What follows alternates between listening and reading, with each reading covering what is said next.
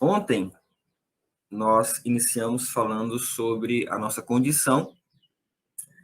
Nós estamos numa condição de uma natureza contaminada pelo pecado, herdamos de forma hereditária, natural, tendências ao mal, defeitos de caráter. Nenhum de nós precisa fazer alguma coisa para que esses defeitos apareçam. Falamos ontem que mesmo as criancinhas que são incapazes de discernir entre o bem e o mal, já nascem já com defeitos de caráter, com tendências ao mal, e tudo isso porque nós estamos contaminados pelo pecado, nós somos transgressores da lei, como nós lemos o texto ontem, por natureza, e nós precisamos, de fato, reconhecer isso para que, então, possamos entender a solução de Deus. E nós vamos começar, nesta manhã, a falar sobre a solução de Deus. Lembrando que eu prezo muito pelo respeito ao horário, tá? Então, eu não tenho preparado mensagens longas e grandes, porque eu sei que todos têm os seus afazeres, né? Todos têm as suas tarefas diárias, e nós queremos realmente que esse momento das manhãs aqui online não substitua a sua meditação pessoal. Então, o meu conselho é que você, meu irmão, minha querida irmã, ou antes ou depois aqui, faça sua meditação, faça seu culto familiar. O nosso objetivo não é substituir, né, aquela nossa pessoalidade com Deus, mas sim termos um momento juntos aqui, onde podemos compartilhar mensagens, falar um pouco uns com os outros, ver uns aos outros, enfim, ter uma comunhão também entre nós. Então, é muito importante que todos entendam isso. Bom, solução de Deus para essa situação deplorável do homem, da humanidade após a queda de Adão e Eva. Então, obviamente, a solução de Deus é trazer justiça para nós. E muitos hoje não compreendem perfeitamente o que é justiça. A gente ouve muitas teorias por aí sobre justiça. E eu quero usar um texto aqui do Espírito de Profecia para que a coisa fique assim bem simples para todos nós entendermos. No livro Parábolas de Jesus, na página 201, Ellen White diz que justiça é fazer o bem. Justiça é simplesmente fazer o que é correto, fazer o bem, ter obras boas. O texto completo diz assim: justiça é fazer o bem, e é pelos atos que todos serão julgados. Nosso caráter é revelado pelo que fazemos. As obras mostram se a fé é genuína. Simples assim. Justiça é praticar, é fazer o bem. Por isso, Paulo, em Romanos 3,12, vai dizer que não há quem faça o bem, não há nenhum justo, não há quem faça o bem, nenhum só. Por quê? Porque todos nós estamos contaminados pelo pecado. Então, quando nós entendemos essa questão que justiça é fazer o bem, nós vamos, então, ter que aceitar, já que nós estamos numa condição de imundo, né, de pecadores, a natureza está contaminada, a nossa natureza humana está contaminada, a Bíblia vai nos dizer que todas as nossas justiças são como trapo da imundícia. Aqui, esse trapo da imundícia refere-se, né, a antigamente, quando as mulheres, nos seus períodos, elas usavam, né, pedaços de panos ali para conter os seus períodos, e esses pedaços de panos eram chamados de trapos de imundícia. Então, a Bíblia, o próprio Deus compara as nossas justiças com isso. Olha que, irmãos, quando fala de justiça, nós precisamos entender que justiça é fazer o bem, é aquilo que nós fazemos de bom nessa terra. Não são as coisas más, não são os pecados terríveis. As nossas justiças, os nossos fazer o bem, as nossas boas obras, para Deus, não valem de nada. São absolutamente não servem para nada. A parábola de Jesus, na página 311, Ellen White diz assim: tudo que podemos fazer de nós mesmos está contaminado pelo pecado. Você só consegue compreender esse texto se você entender a nossa condição. Por isso nós começamos mostrando que nós estamos numa condição caída e corrompida. Na verdade, a questão aqui é a corrupção do nosso coração natural que nós herdamos por sermos, por natureza, transgressores da lei. Já fazemos o mal, já somos mal, na verdade, mesmo antes de conscientemente praticar o mal. Então, tudo que fazemos, tudo que podemos fazer por nós mesmos está contaminado pelo pecado. As nossas justiças, o nosso fazer o bem, são trapo de imundícia. No livro Fé e Obras, na página 18, assim está escrito: não há um ponto que necessite ser realçado com mais diligência, repetido com mais firmeza na mente de todos, do que a impossibilidade de o homem caído merecer alguma coisa por suas próprias e melhores boas obras. Perceberam? As melhores e próprias boas obras. Mesmo pelas boas obras que possamos fazer, nós não somos capacitados a merecer qualquer coisa, e mesmo nós não somos capacitados a merecer o céu, a merecer a eternidade, a sermos absolvidos no julgamento. Nossas obras estão contaminadas pelo pecado. E a gente percebe isso na oração de Daniel. Daniel sabia disso. Na oração que ele faz, quando ele percebe que os 70 anos de cativeiro estão completos, olha o que ele diz: inclina, ó Deus meu, os teus ouvidos e ouve. Abre os teus olhos e olha para a nossa desolação e para a cidade que é chamada pelo teu nome. Aí ele diz: porque não lançamos as nossas súplicas perante a tua face, fiados em nossas justiças, mas em tuas muitas misericórdias. Então, quando Daniel orou, mesmo sabendo que o tempo era completado, que a promessa de Deus estava ali para ser cumprida, ele não se gabou das suas próprias obras, das suas boas obras, das suas próprias justiças, mas ele se fiou ali nas misericórdias de Deus. E é isso que nós precisamos compreender, irmãos. Porque quando o ser humano, quando o homem, ele não compreende essas coisas, ele começa a achar que as suas obras, as suas obediências, o seu fazer o bem, coloca ele numa posição vantajosa perante Deus e perante o seu semelhante. É por isso que nós vemos muito julgar de um para o outro. É por isso que nós vemos esse sentimento, por exemplo, na história do fariseu e do publicano. O fariseu, eu faço isso, eu faço aquilo outro, e ele se justificando porque tinha boas obras, né, perante o publicano. Mas dali a Bíblia é muito clara a dizer que quem saiu justificado não foi ele, foi o publicano. Então, só que para nós entendermos isso e não não nos tentar colocar numa situação superior aos outros, e até mesmo numa situação diante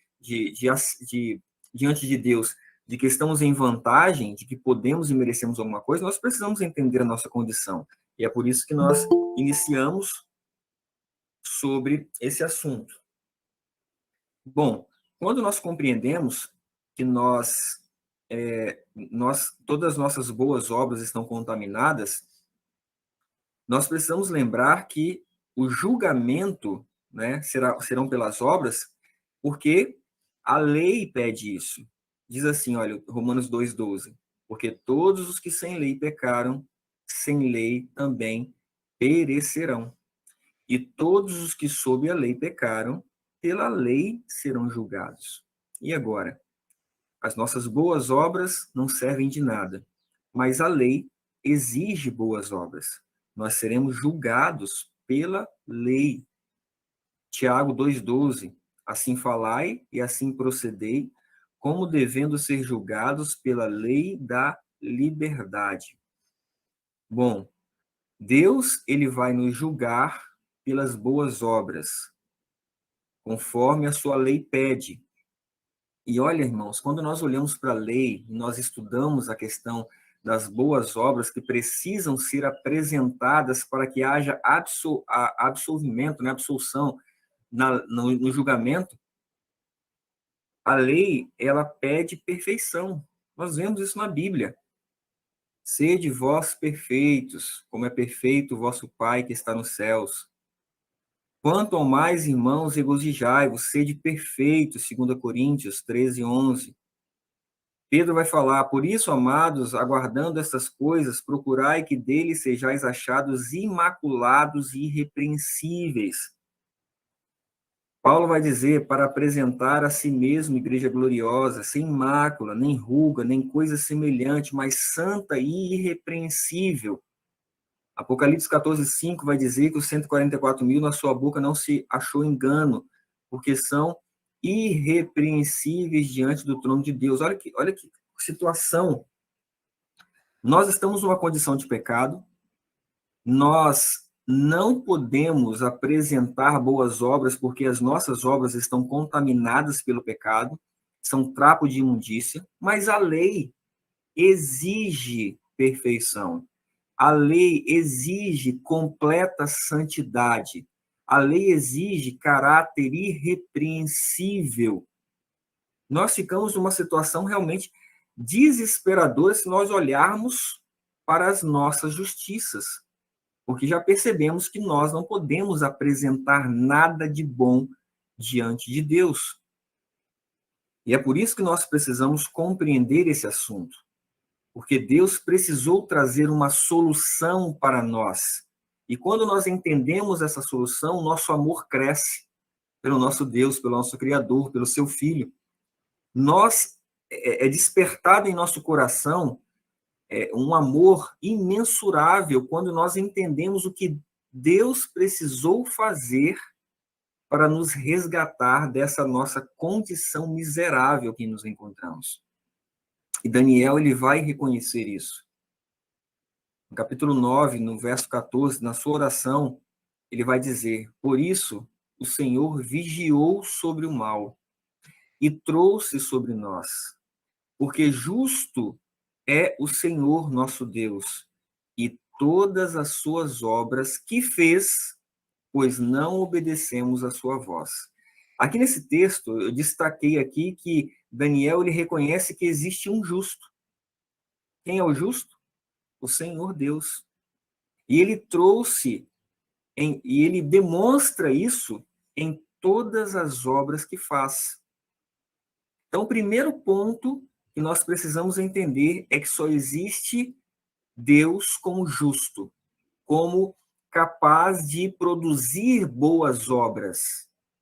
E aí, nós começamos a entender a solução de Deus para uma raça corrompida e escravizada pelo pecado. Jeremias 23, 6 vai reconhecer isso também. Nos seus dias, Judá será salvo, Israel habitará seguro, e este será o seu nome, com o qual Deus o chamará, o Senhor, justiça nossa. Então, a justiça que nós precisamos não está em nós. A justiça que nós precisamos está em Deus, está em Cristo.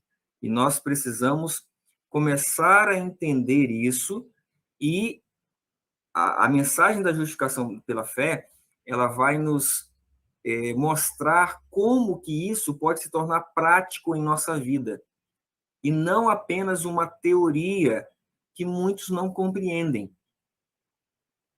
Primeiro, nossa condição escrava do pecado.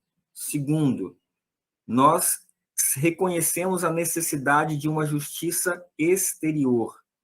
E aí nós vemos que Deus é justo e ele vai trazer essa justiça a nós. Isaías 54, 17 diz assim: toda a ferramenta preparada contra ti não prosperará, e toda língua que se levantar contra ti em juízo, tu a condenarás. Esta é a herança dos servos do Senhor, e a sua justiça que de mim procede, diz o Senhor. Todos os salvos, todos eles, não estarão no céu pela própria obediência, pelo próprio fazer o bem, pelas suas próprias obras. Todos os salvos que estarão na eternidade entenderão que estão ali porque Deus implantou neles a sua própria justiça. A justiça que está neles não procede deles mesmos, mas procede de Deus. E nós precisamos compreender esse assunto em sua plenitude. Leio aqui agora Isaías 42, de 1 a 4, que diz assim: Eis aqui o meu servo, a quem sustenho, o meu eleito, em quem se apraz a minha alma. Pus o meu espírito sobre ele. Ele trará justiça aos gentios. Não clamará, não se exaltará, nem fará ouvir a sua voz na praça. A cana trilhada não quebrará, nem apagará o pavio que fumega. Com verdade trará justiça. Não faltará, nem será quebrantado, até que ponha na terra a justiça, e as ilhas aguardarão a sua lei. Lembrando, justiça é fazer o bem. E Deus precisou colocar na terra esse fazer o bem para nós, não para si mesmo, porque ele já é justo, mas ele trouxe essa justiça, ele trouxe essas boas obras aqui na terra através de seu Filho, através de Cristo, para nos conceder essa justiça. É por isso que Paulo vai falar em Filipenses 3, verso 9: E seja achado nele, não tendo a minha justiça que vem da lei, mas a que vem pela fé em Cristo, a saber, a justiça que vem de Deus pela fé. Então, nesta segunda meditação dessa semana, nós precisamos compreender que todo o nosso fazer o bem, todas as nossas obras boas, toda a nossa obediência vem pela fé na justiça que Deus proveu para nós. Deus, ele providenciou essa justiça. E nós precisamos aceitar e viver isso a cada dia. Romanos 14, 23 vai dizer que tudo que não provém de fé é pecado. Eu já disse isso uma vez e repito aqui, eu não compreendia muito bem esse texto, mas quando eu entendi essa questão da justificação pela fé, a verdadeira justificação pela fé, a justiça de Cristo em nós, eu comecei a perceber que o que Deus quer não é o meu fazer o bem, mas o fazer de Cristo, o bem de Cristo em mim. Eu comecei a entender esse verso, que tudo que eu pratico, que eu não atribuo a Cristo, que não é pela obra de Cristo em mim, é pecado. Eu posso ter uma boa modéstia cristã, eu posso ter uma excelente alimentação, eu posso não ser temperamental, eu posso tratar as pessoas bem, eu posso doar tudo que eu tenho, mas se tudo isso for uma obra apenas minha, é pecado, porque todas as minhas boas obras estão contaminadas. E é isso que o texto está dizendo. Tudo que não provém de fé é transgressão da lei, porque está contaminado. É isso que Paulo está dizendo. Não adianta apenas nos esforçarmos para obedecer. Esse não é o nosso esforço, e nós vamos falar sobre isso também nessa semana. Nós precisamos compreender que todo o nosso fazer o bem é pecado. E a pergunta agora que surge, que nós vamos começar a trabalhar amanhã, é: o que é então fé? Será que você e eu sabemos o que é fé? Será que estamos compreendendo de fato a fé bíblica? Nós vamos trabalhar justamente esse assunto amanhã, para que possamos, pela fé, termos a justiça que Deus traz a nós, e não a nossa própria justiça. Aqui que está o equilíbrio e o discernimento que nós, como povo de Deus, nos últimos dias precisamos ter.